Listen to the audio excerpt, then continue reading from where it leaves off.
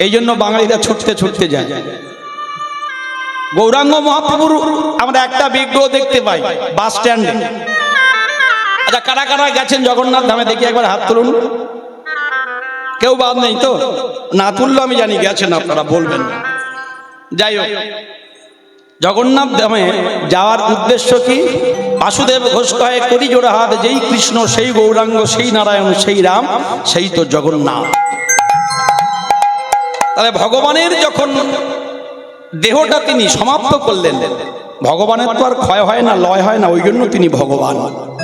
তাহলে ভগবানের সেই হৃৎপিণ্ড বলুন, ভগবানের সেই নাভি কমল বলুন, যখন ভগবানের দেহটা নিয়ে ভাসিয়ে দেওয়া হয়েছিল সাগরের জলে, সেটাই হয়ে গিয়েছিল এই দারু ব্রহ্ম নিমকার। সবই তো ভগবান গোবিন্দের ইচ্ছা। আপন ইচ্ছায় জীবে কোটি কোটি বাঞ্ছা করে, কৃষ্ণ ইচ্ছা না হইলে জীবের বাঞ্ছা নাই স্ফুরে। হরি বল। বৃন্দাবনে আজও লীলা হয়, নবদ্বীপে আজও লীলা হয়। কোন কোন ভাগ্যবান দেখি পারে পায়, দেখার নয়ন চাই, ভক্তির নয়ন চাই। হরি বল।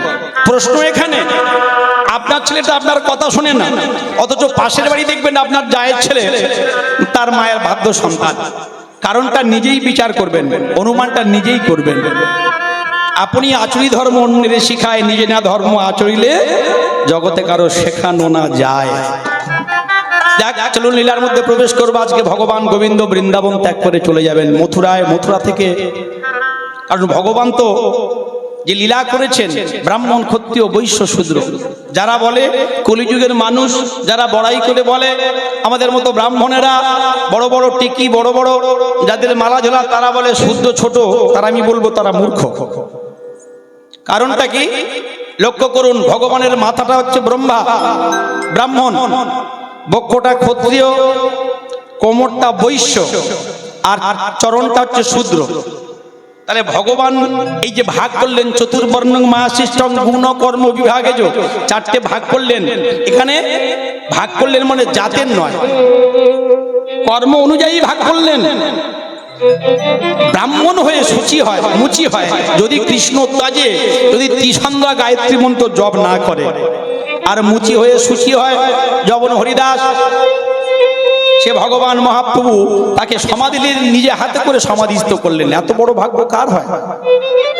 তাহলে কর্মই আপনাকে নিয়ে যাবে শ্রেষ্ঠত্বের আসনে, কেউ আপনাকে দেবে না। কর্ম যদি সঠিক হয়, ভাগ্য তোমার দাসী। আর মন যদি তোমার চাঙ্গ হয়, তোমার বাড়িতেই মথুরা, গয়া, প্রয়াগ, বৃন্দাবন আর কাশী। হরি বল। তাহলে সেই জগন্নাথ ধামে আজ আমরা যাই। আজকে লীলা আমরা সাধন করছি ভগবান শ্রীকৃষ্ণের গুরু দক্ষিণা। সখা বালকদের সঙ্গে করে নিয়ে খেলতে গেছেন ভগবান। আর ভগবান খেলতে খেলতে দেখছেন সন্ধ্যা এসেছে। আজও খেলে রাম কানাই, উলুধ্বনি মারা। আজও খেলে রাম কানাই, আজও খেলে রাম কানাই, আজও খেলে রাম কানাই। খেলে রাম কানাই,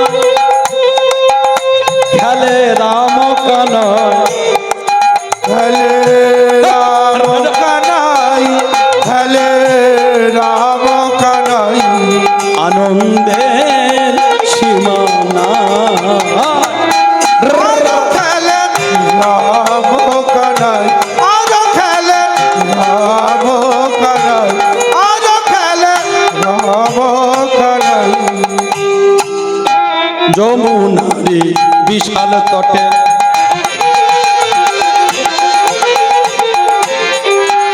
আমার গোবিন্দের চাঁদ বদন ঘামি আছে।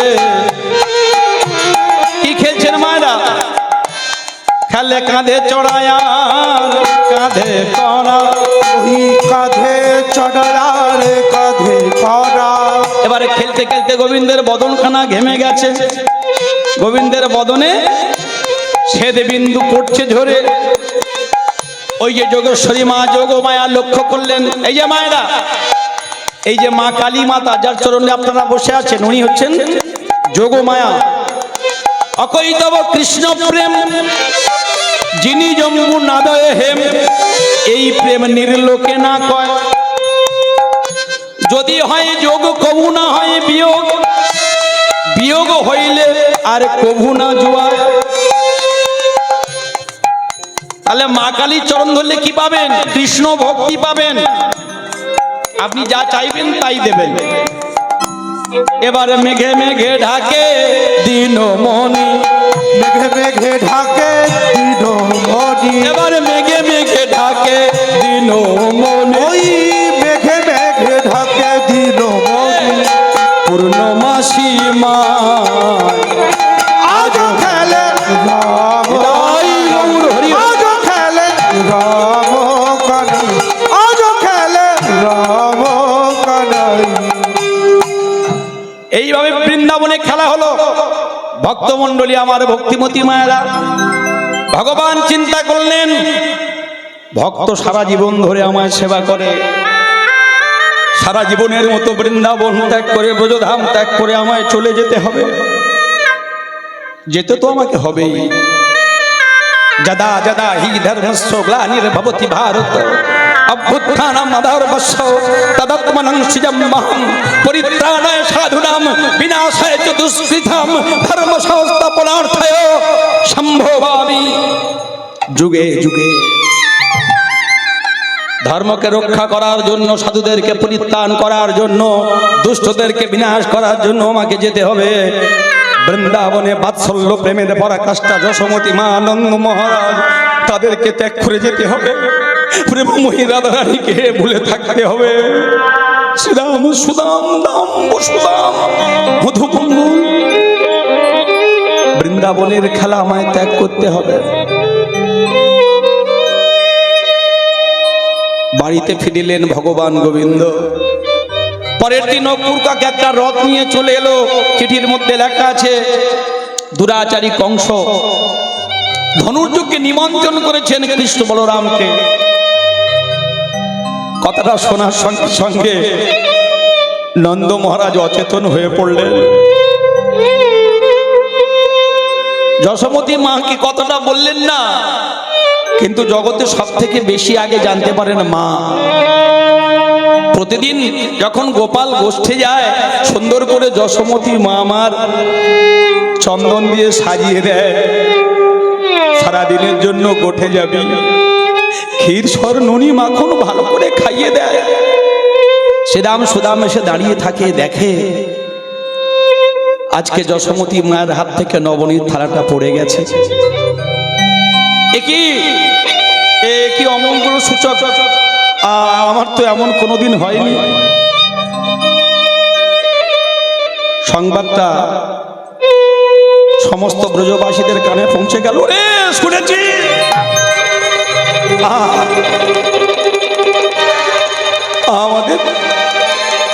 আমাদের প্রাণের কানাই চলে যাবে, আমাদের প্রাণের কানাই চলে যাবে। যশোমতী মা আমার কাঁদতে কাঁদতে এসে বলল, কানাই রে, ওরে গোপাল, আজকে যখন আমার হাত থেকে থালাটা পড়ে গেছে, আমি বুঝতে পেরেছি যে কিছু একটা অমঙ্গল হবে। আমি বুঝতে পেরেছিলাম। সবাই কাঁদছেন, সবাই কাঁদছেন। আজ ব্রজ ছেড়ে ব্রজের জীবন চলে মথুরায়।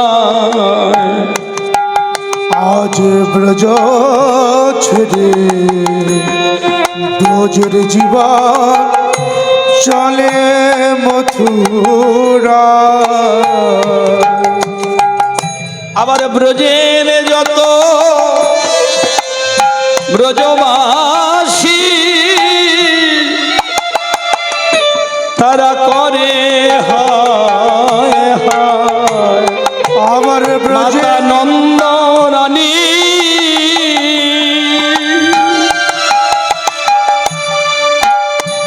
করে ক্ষীরি নবনী। মাতা নন্দ রানী গোপাল করে ক্ষীরি নবনী।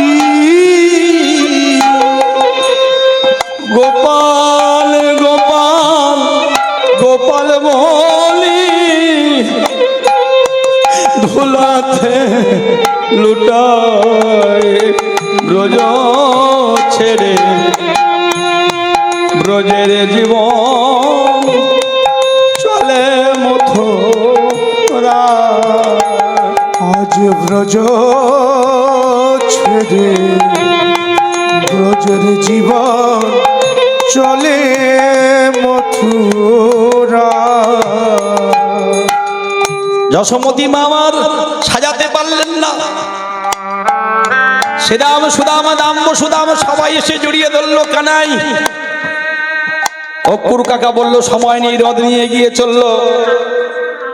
পথের মাঝে দেখতে পেলেন ললিতা, বিশাখা, চিত্রা, চম্পকলতা, সুদেবী, রঙ্গদেবী, ইন্দুলেখা, তঙ্গবিদ্যা, তারা সবাই মায়েরা রাস্তার উপরে শয়ন করেছে গো।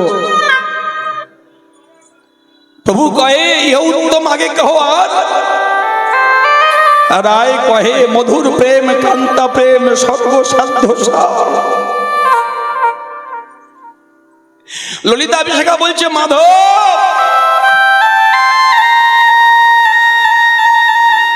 রথ দিয়ে দাঁড়িয়ে পড়লে কেন? আমাদের গলার উপর দিয়ে রথ নিয়ে যাও, আমাদের গলার উপর দিয়ে রথটা চালিয়ে দাও। রথ রাখো রথ রাখো রথ রাখো। মায়েরা সাতগড়ে কি আর এই কনকনে ঠান্ডা এখানকার থেকে জয়দেব মেলা আরো 3 ডিগ্রি কম টেম্পারেচার। এত কষ্ট করে মানুষ যায় কেন্দুলিতে, কেন যায়? কবি জয়দেব গীত গোবিন্দমের রচয়িতা, তার কাছে ধরা দেননি। ভগবান এসেছিলেন তার সতী সাথী স্ত্রী পদ্মাবতীর কাছে। পদ্মা সেবা দাও। এই হচ্ছেন আমার ভগবান গোবিন্দ, আর এই হচ্ছেন আপনারা সেই মা।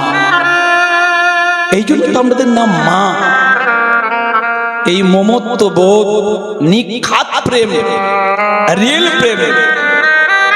মায়েরা সন্তানকে যে ভালোবাসে, প্রকৃত সতী সাধ্বী রমণীরা মায়েরা যারা স্বামীকে যেমন করে ভালোবাসে। রথ রাখো রথ রাখো। না না তোমাকে আটকাবো না মাধব। রথ রাখো হে প্রাণ না রথ রাখো ঘনশ্যাম।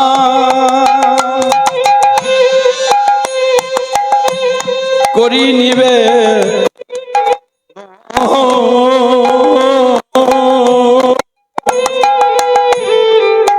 তব রথে চক্র যেন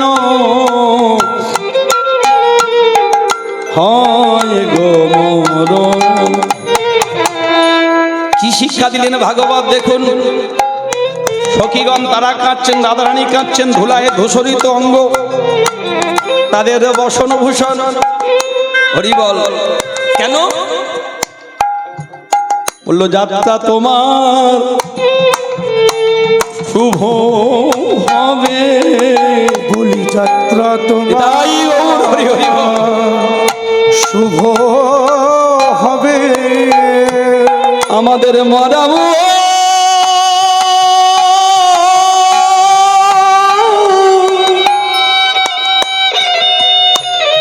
মারা মুখ দেখে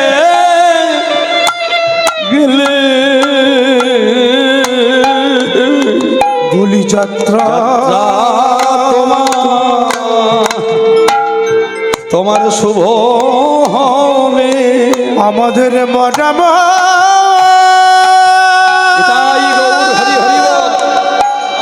আমাদের মরাব দেখে গেলে।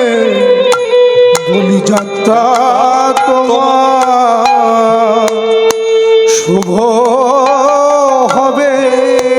কি গো মায়েরা, ভগবান কি আর থাকতে পারেন? ভগবানকে যেতে হবে। ওই মথুরা জেলায় আর এক ব্রাহ্মণ কাঁদছেন, যার নাম শান্তিমণি মণি। ভগবানের গুরুদেব, তিনিও জন্ম জন্মান্তর ধরে তপস্যা করে আসছেন। ভগবান বললেন এই হচ্ছে আমাদের সনাতন ধর্ম। যুক্তিটা দেখুন, লজিকটা।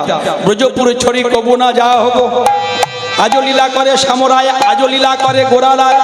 কোন ভাগ্যবান জন দেখিবারে পায়। ও মায়েরা, যদি পড়ে গিয়ে ভগবান না করুক কারণ পায়ের হাড়টা ভেঙে যায়, উপর থেকে আমরা দেখলে বুঝতে পারবো কি হাড় ভেঙেছে, তাহলে কি করতে হবে? জেরক্স করতে হবে, ফটো তুলতে হবে, তাই তো? ঠিক তেমনি বলছেন, যেদিন গুরুরূপী ডাক্তারের কৃপায় প্রেম নয়নরূপী এক্সের আলো পাবো, সেদিন ওই ব্রজধামে গিয়ে রাধা গোবিন্দের সেই নৃত্য গীত দর্শন করিতে সক্ষম হব। এটাই হচ্ছে তত্ত্ব। তাহলে কৃষ্ণ দুটো হয়ে গেল, একটা কৃষ্ণ বৃন্দাবনে রয়ে গেল, তবে নির্জনে নিভৃতে কোথায়? রাধা রানীর হৃদয়স্থ সেই কৃষ্ণ, একমাত্র ভক্তি এবং বিশ্বাসের জোরে সেই কৃষ্ণকে দর্শন করা যায়। এইবার ভগবান গোবিন্দ চলেছেন, ঘর ঘর করিরা ধাইয়া চলিল, ঘরে ঘরে করিরা ধাইয়া চলিল। এবার মথুরা নগরে আসিয়া গেল, ওই মথুরা নগরে আসি উপনীত হলো। এবার মথুরা নগরে আসিয়া দাঁড়ালো, আবার মথুরা নগরে আসিয়া দাঁড়ালো। রাধা আসিয়া দাঁড়ালো, আসিয়া দাঁড়ালো, জয় জয় জয় দিয়া আসিয়া দাঁড়ালো। জয় জয় জয় বলি হরি হরি হরি বলে আসিয়া আই গৌর হরি হরি বলে, আসিয়া দাঁড়ালো, হরি হরি হরি বলে, আসিয়া দাঁড়ালো, হরি হরি হরি বলে, আসিয়া দাঁড়ালো, আসিয়া দাঁড়ালো, আসিয়া দাঁড়ালো, আসিয়া দাঁড়ালো। ভক্তমণ্ডলী আমার মায়েরা, তাহলে কি হলো? ভগবান গোবিন্দ মথুরা এলেন, মথুরা এসে এইবার কি করলেন? চানুর মুষ্টিককে বধ করলেন, কংসকে ধ্বংস করলেন, উগ্রসেনকে রাজা করলেন। এখন মথুরায় যখন ভগবান গোবিন্দ এলেন, এখন মথুরার যারা জ্ঞানীগুণী সমাজ তারা সবাই বলে উঠল, একটা গোপ বালক, গোপ শিশু, তার কথায় নাকি এই মথুরা নগরী চলবে। এখন যখন সেই শৃঙ্খলে আবদ্ধ ছিলেন মাতা দেবকী, পিতা বসুদেব, তাদেরকে মুক্ত করলেন, উগ্রসেনকে রাজা করলেন ভগবান, সমস্ত দায়িত্ব নিলেন। কিন্তু জগতের মানুষের কাছে ভগবান চিন্তা করলেন, আমার একটা প্রিয় ভক্ত যেহেতু কাঁদছে, তাহলে সেই ভক্তের কাছে আমাকে যেতে হবে। মায়ের কাছে গিয়ে বলল, মা তুমি আমায় অনুমতি দাও। কি অনুমতি দেব? ও মা, আমরা এতদিন বৃন্দাবনে ছিলাম, রাখাল বালক নিয়ে শুধু গাবি গোষ্ঠে গেছি, গোচারণ করেছি, কিন্তু বিদ্যা বুদ্ধির দরকার, শিক্ষার দরকার। এইবার ভগবান কি করলেন না, কৃষ্ণ আর বলরাম দুই ভাই মিলে চলেছেন কোথায়? ওই যে উত্তরপ্রদেশ রাজ্যের অন্তর্গত মথুরা, আর মথুরার অন্তর্গত অবন্তী নগর গ্রাম, উত্তর দেশ রাজ্য উলুধ্বনি।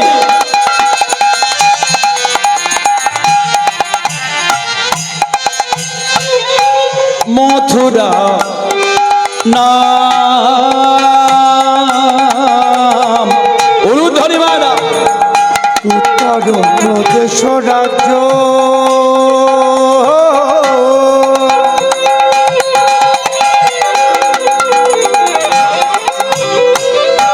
মথুরা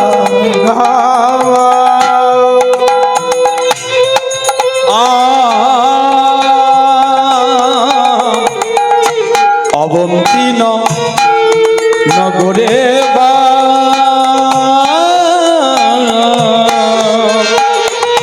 শান্তিপুরী না অবন্তী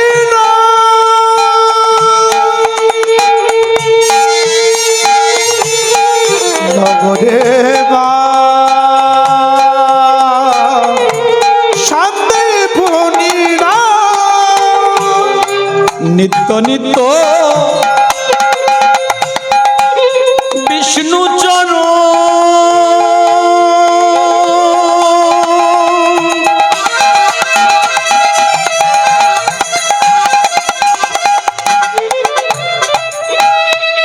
পূজায় ব্রহ্ম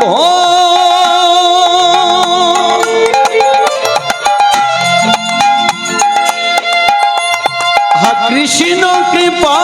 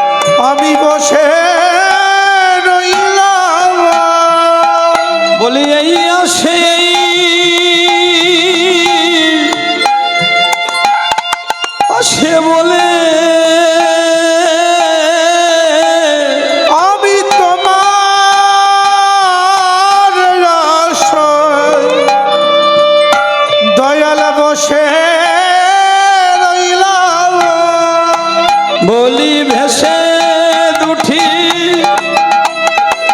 নয়ন জলে তোমার আশায় বসে রইলাম আমি ভেসে দুটি নয়নের জলে দয়াল তোমার আশায় বসে রইলাম বলি ভেসে দুটি নয়নের জলে দয়াল তোমার আশায় বসে রইলাম জ্ঞানের প্রদীপ চরণে জেলে আমি তোমার আশায় বসে রইলাম ওই জন্ম জন্মন তোর ধরে আমি তোমার আশায় বসে রইলাম বলি ওহে আমার প্রাণের ঠাকুর তোমার তাই আশায় গো বসে রইলাম ওহে আমার প্রাণের ঠাকুর তোমার আশায় বসে রইলাম আমি তোমার আশায় দয়াল বসে রইলাম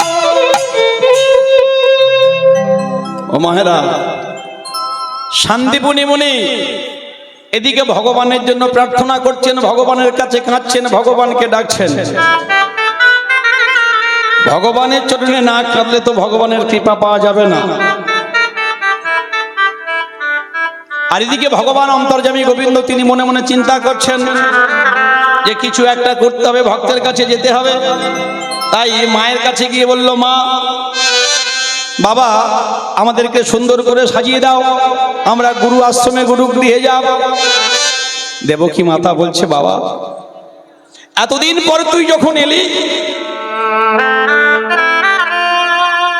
জন্মাবার পরে আমি তোকে আমার স্তন পান করাতে পারিনি। জগতে আপনারা সবাই মা, কিন্তু যে মা সন্তান জন্ম দেওয়ার পর নিজের স্তনদুগ্ধ দিতে পারে না, সেই মায়ের যে কত কষ্ট, সেই মায়ের যে কত যন্ত্রণা। ভগবানকে বলছে, জানিস গোপাল, জানিস কৃষ্ণ, এই যে আমার জীবনের সব থেকে বড় কষ্ট। বলল, মা কাঁদালে কাঁদিতে হয়, এটাই তো শাস্তি কয়। তুমি যেমন করে আর একটা মাকে কাঁদিয়েছিলে, যেমন করে আর একটা মায়ের নয়নে জল ঝরেছিল তোমার জন্য, সেটা তো সুদে আসলে বেড়ে গিয়েছে। মনে পড়ে ত্রেতা যুগের মাটিতে তুমি দুটো বর চেয়েছিলে তোমার স্বামী দশরথের কাছে, আমার পিতা দশরথ। মায়েরা, বাবার একটা কথা বলি, স্ত্রীদের কথা শুনবেন, স্ত্রীরা হলেন গুরু। তবে সব কথা শোনা যাবে না, বিচার বিবেচনা করে দেখতে হবে। এই জগতে যারা বইয়ের কথায় বস, তাদের কিন্তু কোথাও হয় না যশ।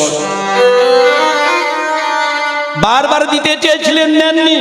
কুঁজি মন্থরার কথা শুনে কেই বলেছিল, না সময় মতো চেয়ে নেব। যখন ঘোষণা হয়ে গেল, ঢেড়ি পেটা হয়ে গেল, কইকেই গিয়ে গোসা করে কাঁদতে শুরু করলো। আর রাজা দশরথ দেখছেন চতুর্দিকে আলোয় আলোকিত, ঝলমল করে সবকিছু সাজানো হয়েছে অযোধ্যা নগরী, কিন্তু কোথায় গেল কইকেই? আমি তাকে প্রাণের থেকে বেশি ভালোবাসি। কেন বেশি ভালোবাসে মায়েরা? কারণ স্বামীর দুঃখে সে দুঃখী, স্বামীর সুখে সে সুখী। রাজা দশরথের যখন ওই একটা অসুরের সঙ্গে যুদ্ধ হয়েছিল, সম্বারাসুরের সঙ্গে যুদ্ধ করে যখন সমস্ত দেহটা ক্ষতবিক্ষত হয়ে গিয়েছিল, সেই ঔষধের প্রলেপ কিন্তু কইকেই লাগিয়েছিলেন। কিছু করলে তবে কিছু পাওয়া যায়। একটা ফোড়া হয়েছিল বাবা, সেই ফোড়াটা এমন একটা জায়গায় হয়েছিল, কবিরাজ বলে দিয়েছিলেন, গালের যদি গরম লালা দিতে পারো, ভাব আব দিতে পারো, তবে ওই ফোড়াটা ফেটে গেলে শান্তি পাবে। এর আগে রাজার প্রাণ সংশয় আছে। সেটা করেছিল কে? কইকেই বলেছিল, তুমি কি চাও বলো। তখন নেননি। আজকে যখন ঘোষণা হয়ে গেছে ভগবান রামচন্দ্র রাজা হবে, তখন